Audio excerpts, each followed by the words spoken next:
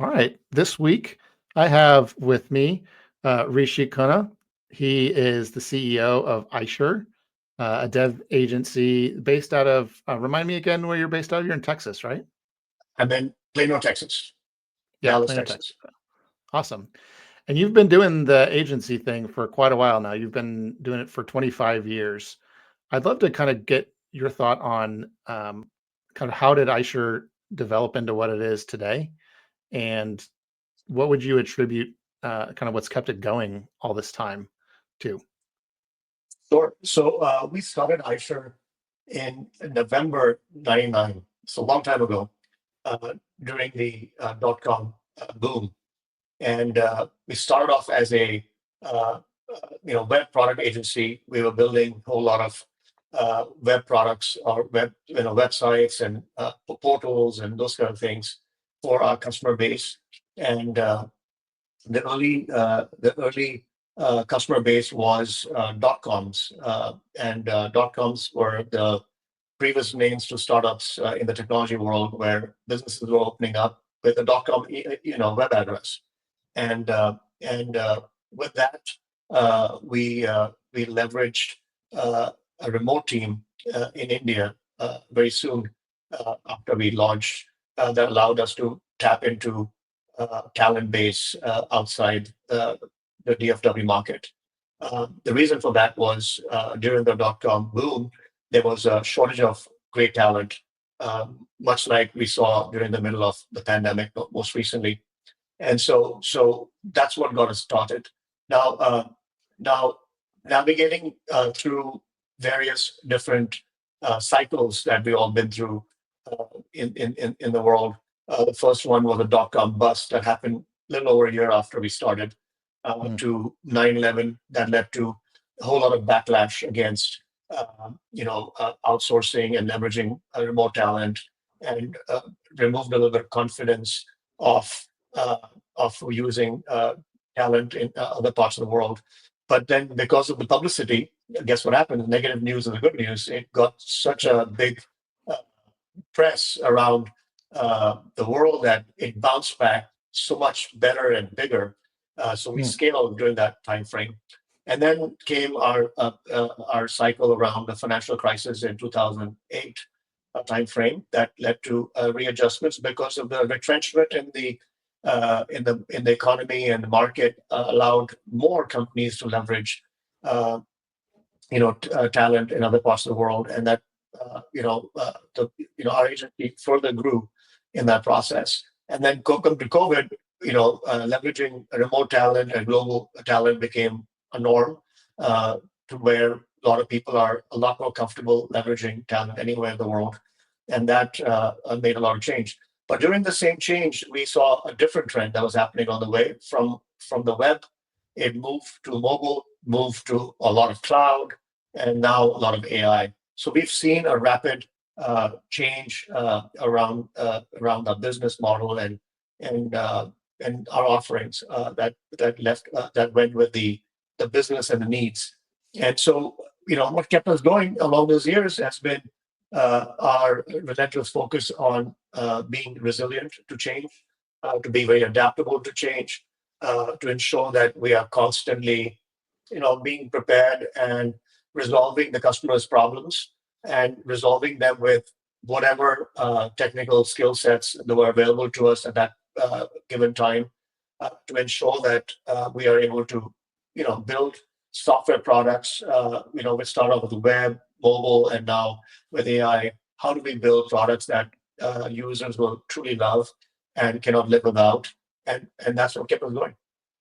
yeah, that makes a lot of sense. I mean, it sounds like you've had to essentially not only kind of be experts on whatever kind of people are wanting right now, but also having your finger on the pulse of what's coming soon so that you're kind of well prepared to handle those sort of like new incoming requests around those.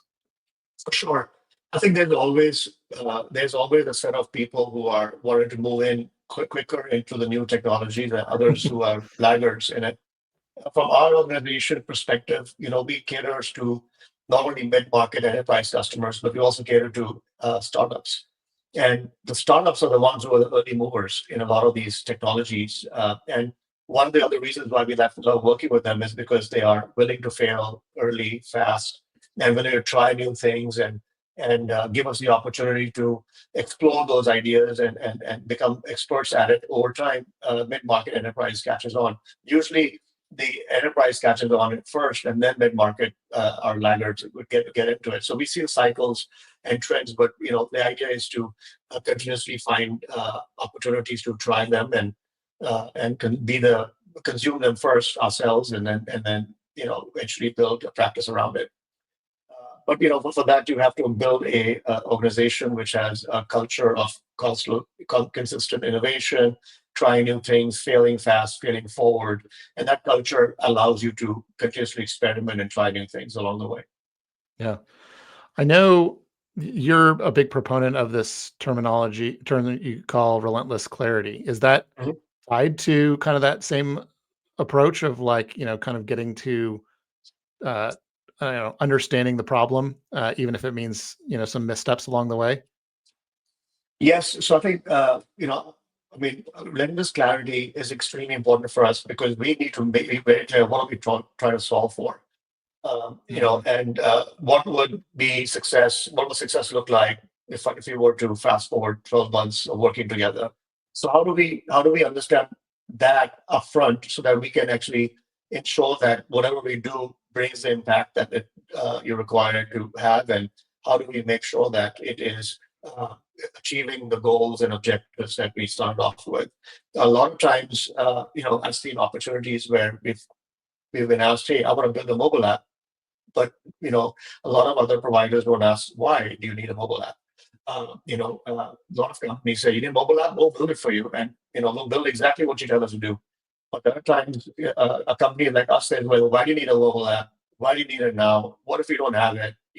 So we ask a lot of questions up front, and through our process, which we call innovation acceleration, that gets us into the minds of the stakeholders to understand what we try to do.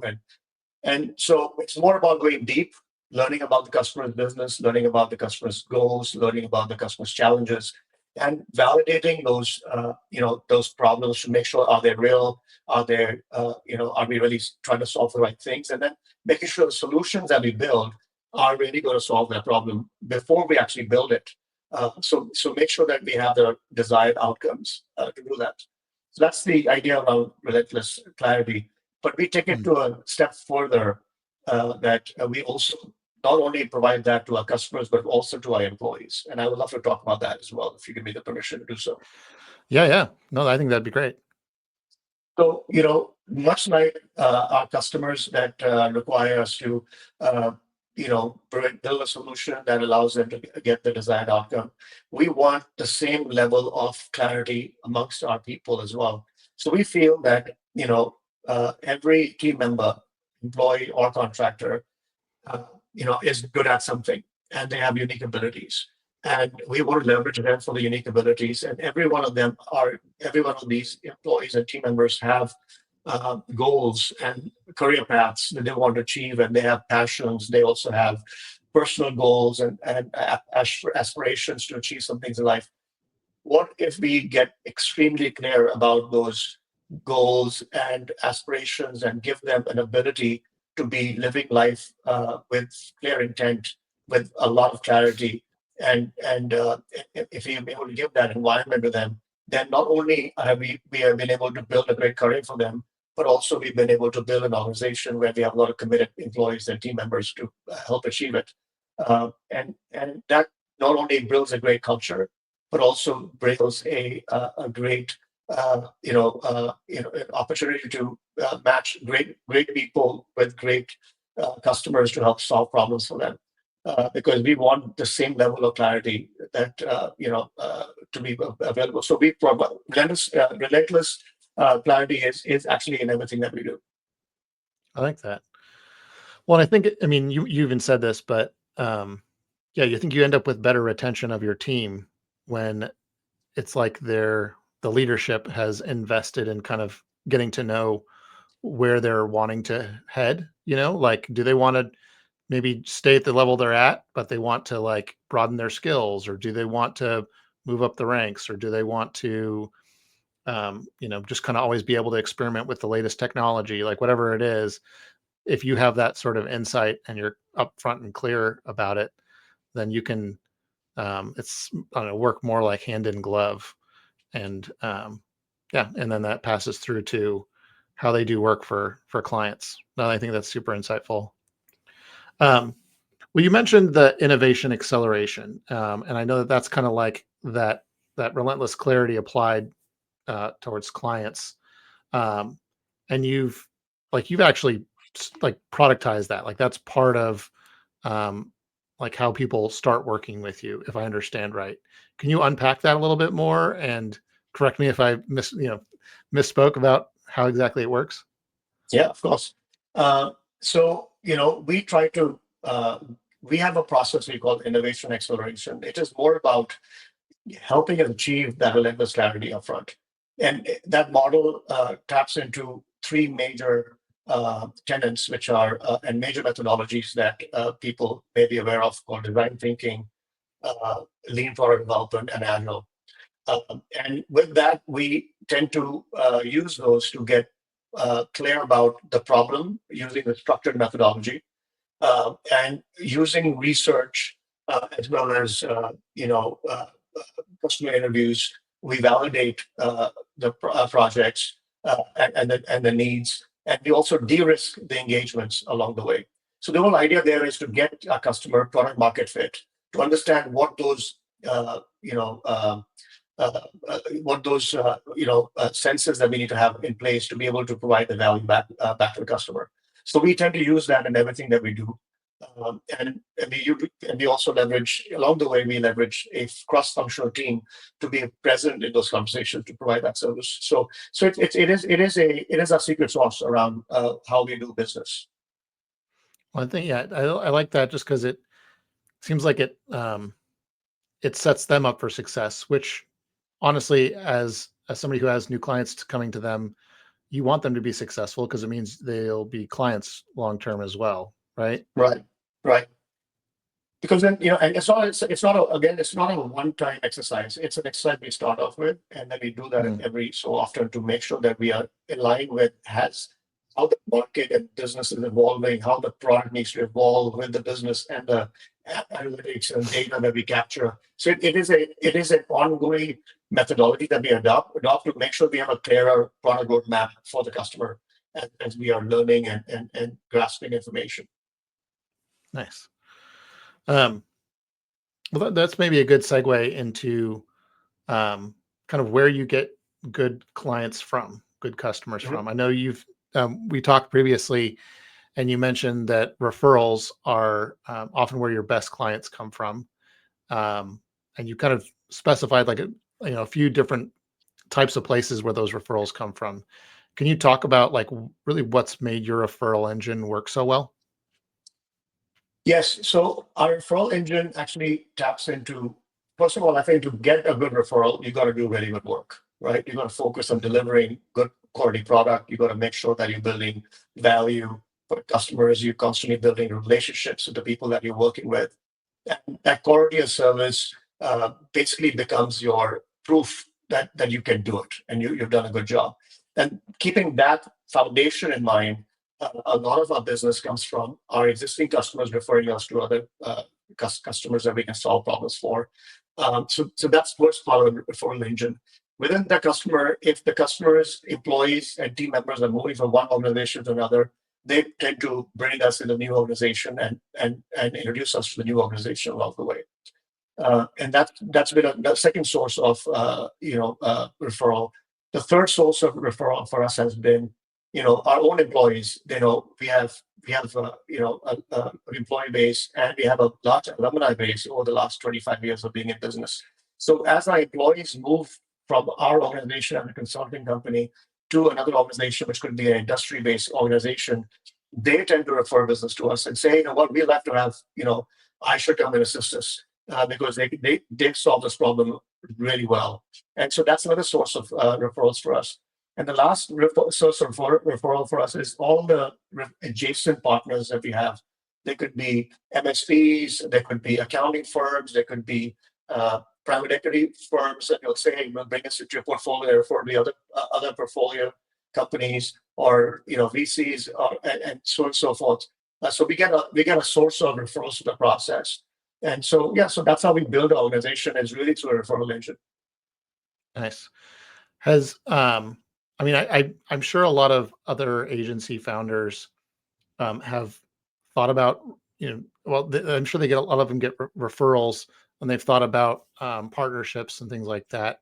Do you have any like tips on making that work? Because I've heard stories of people who've, they've tried it and had, had great success, or they've tried it and it just kind of fell flat. Have Are there any sort of tips that you would give uh, around kind of setting up a partnership for success? I think our model is very simple. We have a simple process around QARs and AARs, which is quarterly, client conversations, as well as annual client conversations. That helps us continuously be engaged with the customer, be available to them. That leads to a lot of relationship building, and then in addition to that, we use a methodology called 3 by 3 deep. We can tend to connect with other people in the organization and get to build a relationship with them. But for our local customers and even customers in different markets, we tend to try and connect with them in person, inviting them to events that we've hosted, so they get to meet our team in person. Because a lot of us are working remotely, and we don't get to see the clients other than see them on devices like this, being on Zoom or Teams. So how do we build relationship in person is to continuously find opportunities for us to engage and break bread or have a drink or a coffee.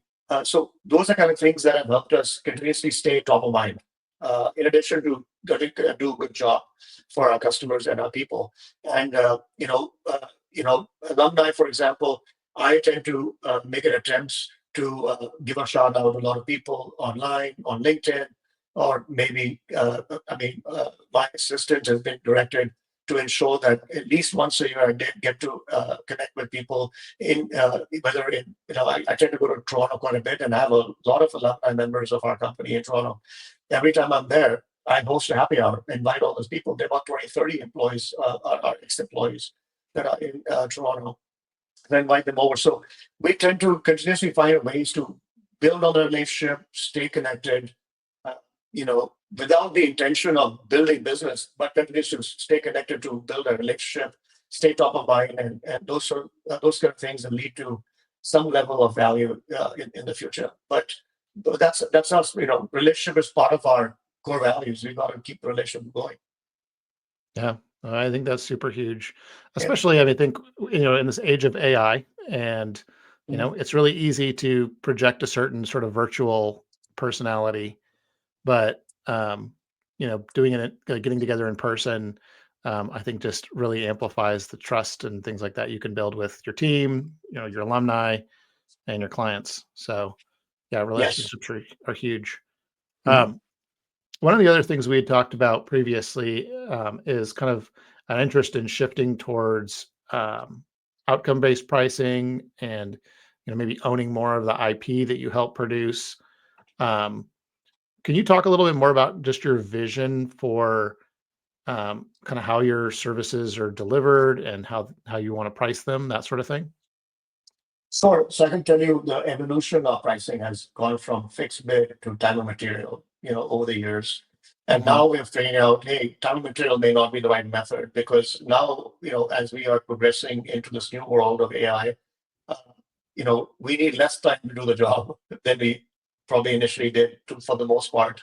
So, time and material may not be the right way of resolving issues. And then a lot of times customers also feel that, value needs to be generated. They feel that they want us to have skin in the game. They want us to be part of the outcome and not just be part of the cost, and keep, pumping in money in a solution. So we realized that we need to find a better way to engage with our customers and help them, and sort of partner with them in achieving those goals and objectives. So yes, I mean, we haven't got a magic wand around it. We are still trying to figure it out. But what we have seen is that uh, that some customers are leaning towards having us try new things.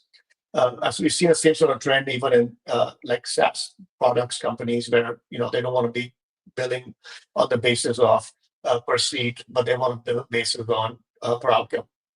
So we've seen that kind of trend for us as well.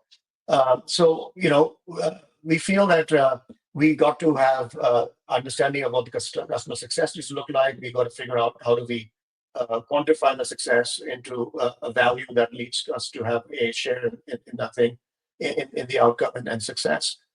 In some cases, we are seeing that customer wants to share the IP. Some cases, we're seeing the customer wants us to own the IP, but they just want to be the uh, bearers of the outcomes. So we're seeing different sort of models. Honestly, we don't have a full method around it, but we feel that the future of a win-win engagement and what the relationship looks like going forward is going to change. We're just trying to figure. We're just trying to stay on top of it to see what that will be.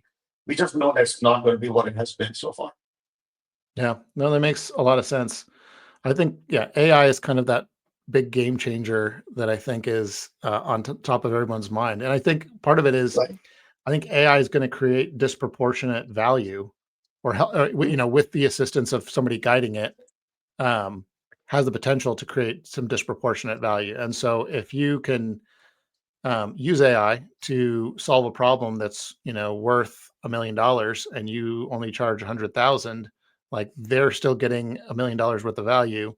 And if you can do it efficiently, you shouldn't be punished for it taking less time, right? Is that Mhm. kind of That's right. the idea behind That's it? right. That is So, right. And the value is being generated. And the idea is that they want us to keep engaging. You know, Initially, if you think about our business, it should be based on, hey, how many people we need to hire in the company, and the growth of the company was dependent on number of employees we hire, right? So the sales target, our targets used to be how many employees we need to have in the company. Now the target is, hey, how can we do more with less? How much revenue can we generate per employee? And so that's become the way to think about the business. But now that we are in the world of AI, it's about, hey, an organization may require less. We may need more high-end skills because some of the skills can be offloaded to some level of AI, right, in the future.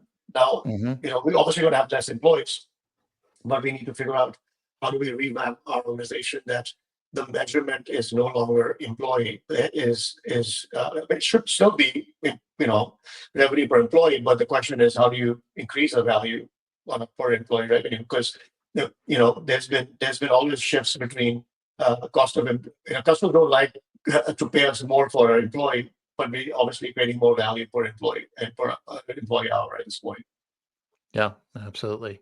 Mhm. Well, that's a good segue to the last question I had, was just around kind of, there's a lot of noise around the AI disruption, and SaaS. I mean, you've already talked about it some, but is there anything else that you feel like, that you're seeing, as far as your kind of analysis of how AI is impacting your world, agency space, anything like that?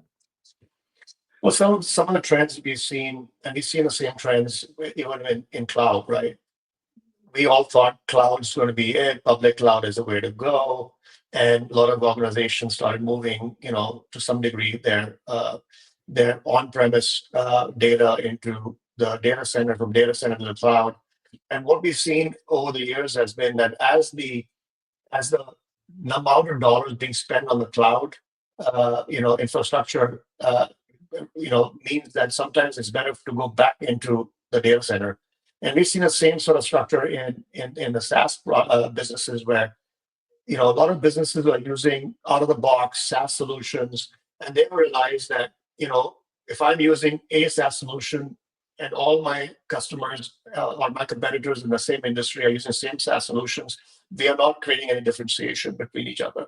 And then sometimes some SaaS solutions at a certain point becomes so exorbitant and expensive for us to use. Sometimes it's better for us to build our own system and build our own unique, value in our own software that will help us create that greater opportunity for differentiation. So we've seen a bit of trend on that.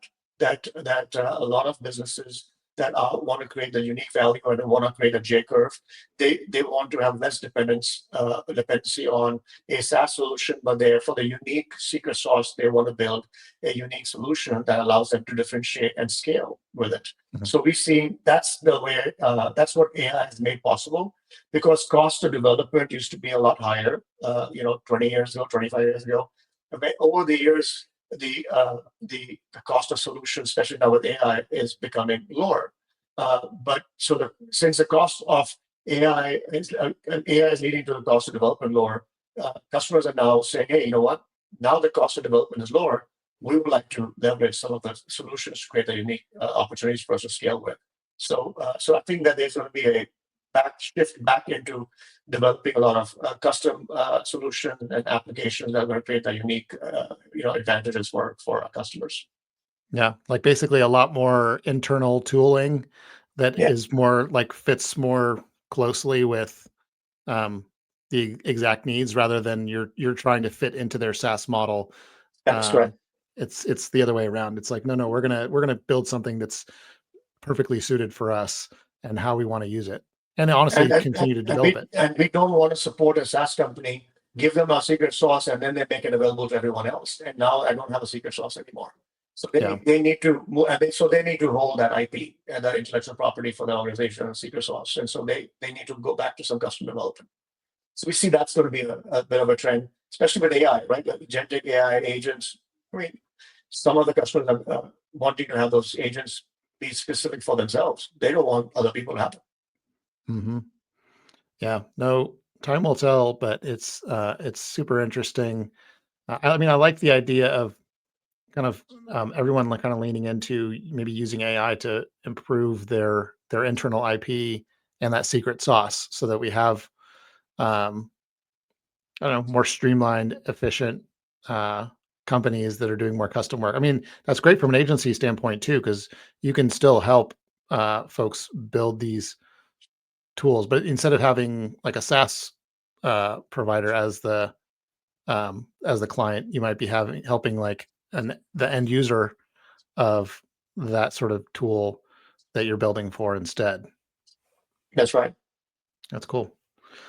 Well, Rishi, this has been super good, super insightful and interesting. I really like, especially kind of the relentless clarity side of things and how that kind of impacts not only client stuff, but also uh, kind of your internal company culture. But yeah, I'd love to, for people who are tuning in and who'd like to, learn more about the agency or just, have a conversation with you. What's the best way for them to connect with you? One, we can visit our website. Website is ishir.com. That's ishir.com. And second way is connect with me directly. You can connect me on LinkedIn. I'm quite active on LinkedIn, and you can search me by my name, uh, and which is Rishi Khanna, Rishi, Khanna, Khanna. If you want to connect with me by email, I can share that email address. It's rkhanna@ishir.com. Awesome. Well, thanks again for coming on the show. This has been super fun and looking forward to staying in touch. For sure. Thanks for having me on the show. Oh, my pleasure.